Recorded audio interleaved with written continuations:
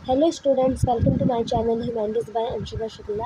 तो आज हम क्लास 12 पॉलिटिकल साइंस का चैप्टर 1 राष्ट्र निर्माण की चुनौतियाँ पढ़ेंगे।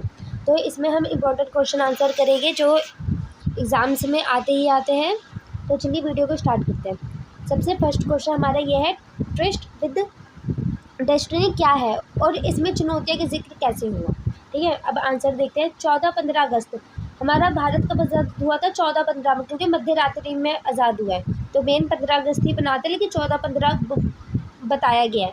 14-15 अगस्त 1947 की मध्य रात्रि मतलब आधी रात को जब भारत आज़ाद हुआ, तब संविधान सभा के एक विशेष सत्र में पंडित जवाहरलाल नेहरू, जो हमारे पहले प्रधानमंत्री बने हैं, उन्होंने अपना प्रसिद्ध भाषण दिया। हमें भाषण दिया था। इसी भाषण को किस नाम से जाना जाता है? ट्रस्ट विद डेस्टिनी, भाग्यवधू के नाम से भी जाना जाता है। इस भाषण में उन्होंने चुनौतियों को विस्तार से समझाया। इसमें चुनौतियाँ कौन कौन सी है? जब भारत और पाकिस्तान का जो विभाजन हुआ था 1947 में, उस टाइम क्या क्या चुनौती भारत को देखनी पड़ी थी उसका बताया गया है। ठीक है, आज़ादी के साथ मिली भारी जिम्मेदारी। आज़ादी तो मिल गई थी, भारत पाकिस्तान जब अलग हुए थे, लेकिन सबसे भारी जिम्मेदारी थी कि सारी चीज़ें, क्योंकि जो इंडिया में भी लोग थे वो पाकिस्तान जा रहे, पाकिस्तान में भी हिंदू थे वो इंडिया आ रहे, तो ऐसी चीज़ें थी।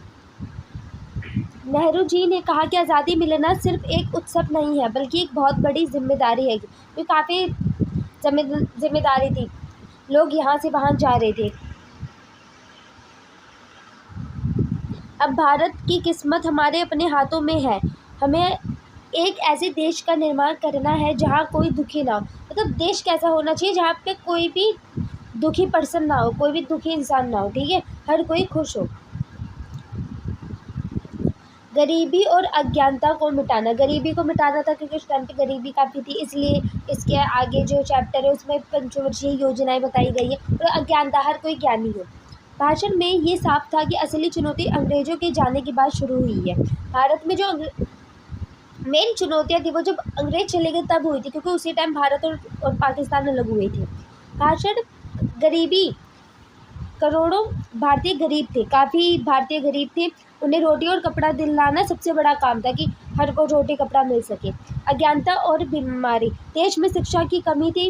1947 में इतने लोग पढ़े लिखे नहीं थे और स्वास्थ्य सुविधाएं न के बराबर थी। एक तो हॉस्पिटल्स वगैरह भी नहीं थे, है ना, कि स्वास्थ्य सुविधाएं हो, और शिक्षा भी काफ़ी कम थी। इन्हें ख़त्म करना राष्ट्रीय निर्माण का हिस्सा था। अब अज्ञानता मतलब हर कोई ज्ञानी, हर कोई स्कूल जा सके, हर कोई पढ़ लिख सके, स्वास्थ्य मतलब हॉस्पिटल्स वगैरह बनवाना, अब ये किसका हो गया? राष्ट्रीय निर्माण का हिस्सा, कि ये सारी चीज़ें होनी चाहिए भारत में। हर आँख से आंसू पोंछना, नेहरू जी ने महात्मा गांधी का जिक्र करते हुए कहा कि हमारा सपना हर आँख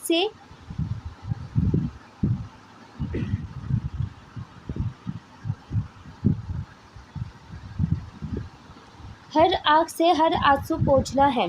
जब तक देश में एक भी व्यक्ति दुखी या भूखा ना, कोई भी दुखी ना रहे, कोई भी भूखा ना रहे, जब तक हमारा काम पूरा नहीं होगा। यही राष्ट्र निर्माण की सबसे बड़ी चुनौती थी कि हर की चीज़ें होनी चाहिए। गरीबी हटाओ का भी नारा दिया गया था। एकता और सेवा का संकल्प, चुनौती ये भी थी कि क्या हम जाति और धर्म के झगड़ों को भूलकर एक हो पाएंगे, क्योंकि हमारा भारत कैसा है, काफ़ी संस्कृति वाला है, काफ़ी इसमें संस्कृति है, पंजाबी भी है, गुजराती भी है, सब काफ़ी धर्म के लोग हैं। ठीक है, तो क्या हम इन सब से अलग हो गए? क्या हम एक साथ रह सकते हैं? ये भी चुनौती थी। नेहरू जी ने भारत की जनता से सेवा का आह्वान किया। भारत की सेवा का अर्थ है उन लाखों करोड़ों लोगों की सेवा जो मुसीबत में है। अब मुसीबत में कौन थे? देखो, जिनकी जैसे पाकिस्तान और हिंदुस्तान का जब बंटवारा हुआ था, है ना, तो हिंदुस्तान में भी मुसलमान थे और पाकिस्तान में हिंदू थे। तो पाकिस्तान के जो हिंदू थे वो भारत आ रहे थे और भारत में जो मुसलमान थे वो पाकिस्तान की ओर जा रहे थे, क्योंकि जो भारत था उसमें से जो ऊपर की साइड का एरिया था वो पाकिस्तान का हुआ था, तो ऐसे ऐसे जा रहे थे। तो उसमें जो शरणार्थी थे उन सब के लिए काफ़ी चीज़ें करी गई थी कि वो लोग दुखी ना रहे। नए राष्ट्र की चुनौतियाँ, अब नए राष्ट्र की चुनौतियाँ क्या थी? सन 1947 में जब भारत आज़ाद हुआ तो उसके सामने एक नया देश बनाने की बहुत बड़ी जिम्मेदारी थी कि एक नया देश बनेगा भारत। उस समय देश का बंटवारा हुआ था, कब हुआ था? 1947 में। जिससे चारों तरफ हिंसा और डर का माहौल था। ये नहीं था कि बहुत आसानी था, क्योंकि आपने मार काट देखी होगी, आपने गदर एक प्रेम कथा मूवी देखी होगी, उसमें कितना मार काट है, तो वो सब था। सबसे बड़ी चुनौती देश को एक सूत्र में पिरोने और गरीबी को मतलब एक साथ रहे और गरीबी ना हो। नए राष्ट्र की 3 प्रमुख चुनौतियाँ कौन-सी थी? एकता और अखंडता की चुनौती, मतलब देश को जोड़े रखना। भारत एक बहुत बड़ा देश है और इसलिए इसमें अलग-अलग भाषा, कितनी सारी भाषाएँ, कितनी सारी जाति है, ठीक है? अब जाति देखो, कितनी सारी जाति है, पंडित है और क्षत्रिय है, जातियाँ भी अलग-अलग है ना? कितनी भाषा बोली जाती है, अनेक भाषाएँ हैं, पहाड़ी है, गुजराती है, पंजाबी है ना? कितनी सारी भाषाएँ हैं। आज़ादी के समय भारत छोटी-छोटी रियासतें, रजवाड़ों में बँट गया था। सबसे जो छोटी-छोटी रियासतें क्या, जैसे कोई गाँव वगैरह हो गया, उसका राजा हो गया, वही संभालता है, ऐसे ही होता था। सबसे बड़ी चुनौती इन सबको मिलकर एक मजबूत भारत बनाना था, कि ये सब मिलके एक मजबूत भारत बने, ताकि देश दोबारा न टूट सके, क्योंकि भारत और पाकिस्तान जब अलग हुए तो एक तरह से टूटना ही था। मतलब एक तरह से भारत उस टाइम पे टूट ही गया था, क्योंकि अलग हो गया था पाकिस्तान। लोकतंत्र कायम करने की चुनौती। भारत ने लोकतंत्र को अपनाया, कि मतलब लोकतंत्र क्या, कि जनता के द्वारा ही सरकार चुनी जाए, लेकिन इसे असलियत में लागू करना बहुत कठिन था, क्योंकि वो है ना कि कानून बन जाएगा, लेकिन लागू करना हर नागरिक क्योंकि नहीं मानता है चीज़ें, कोई मानेगा कोई नहीं मानेगा। उस समय भारत की जनता ज़्यादा पढ़ी लिखी नहीं थी, उस टाइम पे काफ़ी कम पढ़े लिखे लोग थे, तो उन्हें इतना सब बताना, वो उन्हें समझ नहीं आती थी चीज़ें, क्योंकि इतने पढ़े लिखे नहीं थे, तो इतना समझना ये सब नामुमकिन था उन सब के लिए। इसलिए चुनाव करना एक बहुत बड़ा काम था, कि चुनाव कैसे हो। हर नागरिक को वोट देने का अधिकार देना, हर नागरिक को वोट देने का अधिकार था, और नियमों से चलने वाली सरकार बनाना एक बड़ी चुनौती थी, कि नियम से सरकार चले। समान विकास की चुनौती, कि सबका भला हो, ये नहीं हो कि किसी एक जात का भला हो रहा है, किसी एक भाषा बोल लेने वाले का भला हो रहा है, किसी एक पे फोकस नहीं दिया गया, सब पे फोकस दिया गया। देश में गरीबी बहुत ज़्यादा थी, 1947 के टाइम में देश में काफ़ी गरीबी थी, और संसाधन बहुत कम थे। संसाधन मतलब ऑटो वगैरह हो गए और चीज़ें वगैरह हो गई, ये सारी चीज़ें बहुत कम थी, जैसे हॉस्पिटल्स वगैरह भी नहीं थे, स्कूल्स वगैरह भी नहीं थे। चुनौती ये थी कि विकास केवल अमीर लोगों का ना हो, कि केवल अमीर लोग हैं वही आगे ना बढ़े, गरीब वगैरह हर किसी का विकास होना ज़रूरी है, समाज का भला हो, गरीबी मिटाना, नौकरियां देना और खेती बाड़ी को सुधारना सरकार के लिए एक बड़ा इम्तिहान था। यहाँ पे तालिका भी है, ये 1 मिनट, इसमें क्या है ये, कि ऐसा नहीं है कि एक चीज़ पे ही सरकार अपना ध्यान दे रही है, गरीबों तक का साथ देना है, खेती बाड़ी किसान वगैरह का भी साथ देना है, ये सब है। अभी ये छोटे से में लिखा है मैंने। पहली चुनौती विविधता में एकता की, मतलब देश को एक रखना। सेकंड क्या है, लोकतंत्र की स्थापना, ठीक है, चुनाव और नियम इन सब को ध्यान में रख कर किया जाए। तीसरी चुनौती क्या थी, गरीबी हटाना और सबका कल्याण हो। 1947 में भारत का विभाजन सिर्फ ज़मीन का बंटवारा नहीं था, कि मतलब ज़मीन अलग हुई, काफ़ी चीज़ें हुई थी, बल्कि ये दिलों का, परिवारों का और संपत्तियों का भी बंटवारा था। संपत्तियों का कैसे, जैसे पाकिस्तान में किसी हिंदू की जगह है, ठीक है, हिंदू का घर है, और इधर के साइड किसी मुसलमान का है ना, लेकिन वो विभाजन हुआ तो वो पाकिस्तान में चला गया, वो हिंदुस्तान में आ गया, ऐसी चीज़ें थी। भारत के विभाजन का आधार क्या था और इसमें क्या समस्या है, मतलब विभाजन क्यों हुआ, ठीक है। भारत के विभाजन का अधिकार द्विराष्ट्रीय सिद्धांत था, जो मुस्लिम लीग ने दिया था। किसने दिया था? मुस्लिम लीग ने। इसके अनुसार भारत किसी एक कौम का नहीं है, हिंदू और मुसलमान नाम की 2 कौमों का देश है, क्योंकि ये एक तरह से अंग्रेज ने ही बोला था, कि अंग्रेज जब जा रहे थे ना, तो अंग्रेज़ों ने ये चीज़ बोला था कि भारत कभी एक नहीं हो सकता, क्योंकि यहाँ पे 2 कौम के लोग रहते हैं, हिंदू और मुसलमान, ठीक है, मतलब 2 कौम मानने वाले रहते हैं, कोई अल्लाह को मानता है, कोई भगवानों को, इसलिए, और वही चीज़ से ज़्यादा उतावलापन आया है, इसलिए ये सारी चीज़ें हुई थी। बल्कि इससे पहले है वो तो सब एक मिल के ही रह रहे थे। हिंदू और मुसलमान नाम के 2 कौमों के देश है, इसलिए मुसलमानों के लिए एक अलग देश पाकिस्तान चाहिए, कि मुसलमानों का क्या हुआ कि हमें हिंदुस्तान में नहीं रहना। विभाजन में आई समस्याएं। इलाकों का निर्धारण। कोई भी ऐसा इलाका नहीं था जहां मुसलमान ना हो। पंजाब और बंगाल में मुस्लिम आबादी ज़्यादा थी। सबसे ज़्यादा कहाँ थी? पंजाब में और बंगाल में। इसलिए उन्हें बीच से काटा गया। बताओ कि मतलब बीच से अलग किया गया। अल्पसंख्यकों की समस्या। जो हिंदू पाकिस्तान में रह गए, क्योंकि अलग हुआ था तो ज़मीन ही तो एक तरह से अलग हुई थी। तो अभी हिंदुस्तान पाकिस्तान में रह गया, कोई हिंदुस्तान व्यक्ति, कोई मुसलमान व्यक्ति हिंदुस्तान में रह गया, ऐसे था। और जो मुसलमान भारत में रह गए वे रातों रात अपने ही घर में विदेशी हो गए, क्योंकि जब विभाजन हुआ तो क्या हुआ कि ये जैसे ये पाकिस्तान है, एक मिनट, ये पाकिस्तान अब घोषित कर दिया गया नाम, ठीक है। अब कोई मुसलमान है, अब वो इधर है, मानो अब वो है हरियाणा में, अब वो हिंदुस्तान में ही तो है, तो उसकी जो ज़मीन होगी वो एक तरह से बेदखल हो गया, क्योंकि वो ज़मीन तो हिंदुस्तान की है।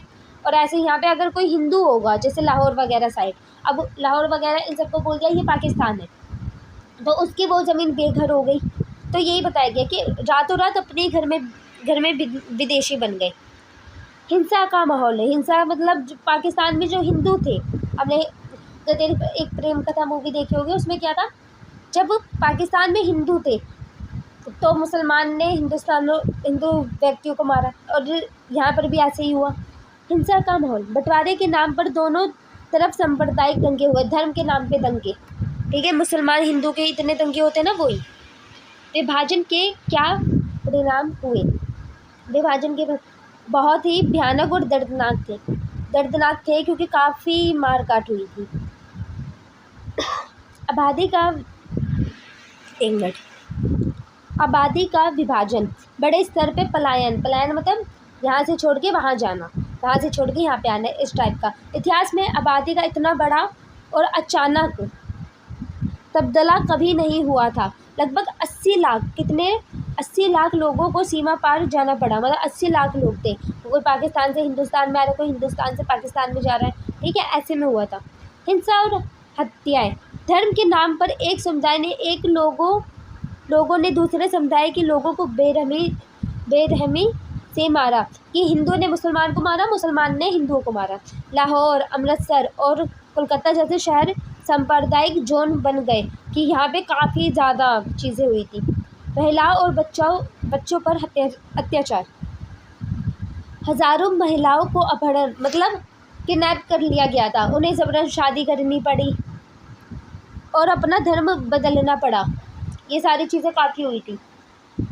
कई परिवारों ने अपनी कुल की इज्जत बचाने के लिए खुद अपनी बहू बेटियों को मार दिए, कि मतलब इज्जत ना जाए, इसलिए खुद ही अपने बच्चों को जहर दे दिया था, क्योंकि वो लोग लड़कियों को वो कर रहे थे, क्या बोलते हैं, किडनैप कर रहे थे, और उन्हें जबरन शादी करवा के कि धर्म बदलो, ये सारी चीज़ें। और धर्म मतलब मुसलमानों और हिंदू का इतना बड़ी लड़ाई थी उस टाइम। संपत्ति का बंटवारा। सिर्फ ज़मीन नहीं बल्कि मेज, कुर्सी, टाइपराइटर, पुलिस के वाद्य यंत्र और सरकारी कर्मचारियों तक का बंटवारा हुआ था। शरणार्थी समस्या। पुनर्वास। जो लोग सीमा पार गए, जैसे हिंदुस्तान से पाकिस्तान में जो गए, उनके पास ना घर था ना काम। अब देखो, अब आपका घर है, ठीक है, अब रातों रात ये हो जाए कि आपको यहाँ से शिफ्ट करना है, तो जो ये आपका घर होगा वो तो मानो बेघर हो गया, ठीक है, आपको कहीं और जाके रहना है। तो आप जब वहाँ पे जाओगे तो वहाँ पे आपका ना घर है ना आपका वहाँ पे काम है, तो आप करोगे क्या? वह सालों तक शरणार्थी कैंपों में रहने को मजबूर हो गए। ये लोग कहाँ पे रहे? कैंपों में रहे, ठीक है, क्योंकि अपना घर वगैरह सब छूट गया था। विभाजन के बाद पुनर्वास की चुनौतियाँ क्या थी? फिर से चीज़ें करने की। भारत सरकार के सामने विस्थापन के बाद सबसे बड़ी चुनौती उन लाखों शरणार्थियों को दोबारा बसाने की थी जो लोग यहाँ से वहाँ गए थे, ठीक है। जो हिंदू पाकिस्तान में रह गया वो पाकिस्तान से हिंदुस्तान में आया, जो मुसलमान व्यक्ति हिंदुस्तान में रह गया वो पाकिस्तान में गया, इन्हें शरणार्थी बोला गया था। आवास की सुविधा। लाखों लोगों के लिए घर और बस्तियां बनाना। जो सरकार थी क्या करी, लाखों लोग हैं उनके लिए घर बनाए, बस्तियां बनाई कि वो लोग रह सकें। रोज़गार। जो लोग अपनी खेती और दुकानें छोड़कर आए थे, जो खेती, क्योंकि यहाँ पे आपकी ज़मीन है, अब जहाँ पे आप जा रहे हो वहाँ तो आपकी ज़मीन नहीं है, ठीक है, तो यही हुआ था। उनके लिए काम दिया, काम धंधा, ये सारी चीज़ें दी। भावनात्मक मदद, लोग अपना सब कुछ खो चुके थे, उन्हें सुरक्षा का एहसास दिलाना कि यहाँ पे आप सुरक्षित है, और देश की मुख्य धारा से जोड़ना कि देश के ये नियम है। हाँ, ये MCQ है। एक मिनट।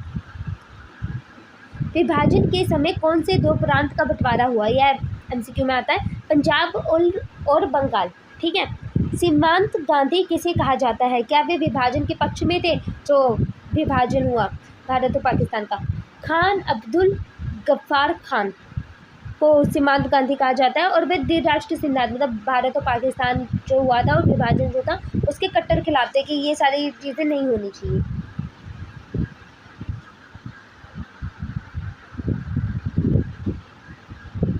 विभाजन के कारण हुए विस्थापन की किन्हीं 4 मुख्य समस्याओं का वर्णन कीजिए।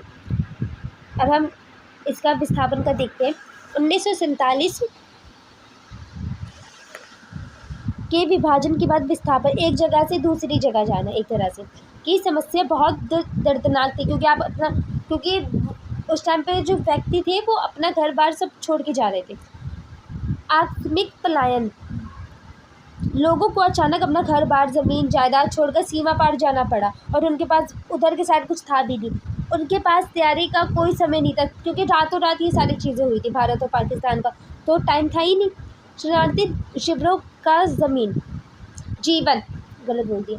सीमा पार करने के बाद लाखों लोगों को महीनों और सालों तक शरणार्थी कैंपों में टेंटों के नीचे रहना पड़ा, जहाँ सुविधाएं बहुत कम थी। जो टेंटों के नीचे रहा जा रहा था वहाँ पे काफ़ी सुविधाएं कम थी, क्योंकि सुविधाएं वहाँ इतनी नहीं थी, ना आपका घर है ना आपका कुछ हुआ। क्योंकि आप देखो ना, अब हिंदुस्तान का व्यक्ति है कोई मुसलमान, वो पाकिस्तान जा रहा है, पाकिस्तान को कोई व्यक्ति है हिंदू, वो इधर आ रहे, तो उस टाइम चीज़ें नहीं थी क्योंकि उसके घर बार तो अपने ही देश में है ना। जैसे आप अभी कहाँ रहते हो, जहाँ पे आप रहते हो कि भाई आपका घर बार है, आपको कहीं और जाना पड़े तो वहाँ का घर बार नहीं होगा, वैसे ही था। लोग रास्ते में ही मारे गए, काफ़ी लोग तो जैसे जबरन शादी हुई थी, ठीक है, रेप हुआ था, इतनी सारी चीज़ें उस टाइम पे हुई थी। अपनत्व का खो जाना, अपनों का खो जाना, लाखों रातों रात अपने ही देश में अजनबी हो गए। जैसे जो हिंदू होगा वो पाकिस्तान में अजनबी हो गया, ठीक है, कोई मुसलमान होगा तो वो हिंदुस्तान में उस टाइम अजनबी हो गए। उन्हें एक अनजानी जगह पर नए सिरे से ज़िंदगी शुरू करनी थी, कि नए सिरे से मतलब काफ़ी स्टार्टिंग से ज़िंदगी शुरू करनी है। ओके स्टूडेंट्स, तो आज का चैप्टर हम यहीं ख़त्म करते हैं। नेक्स्ट वीडियो कहता है हम पार्ट 2 करेंगे, तब मैं आपको सारे क्वेश्चंस बताऊंगी। तो अगर वीडियो अच्छी लगी हो तो प्लीज़ वीडियो को लाइक करें, चैनल को सब्सक्राइब करें। मैं मिलूँगी नेक्स्ट वीडियो में।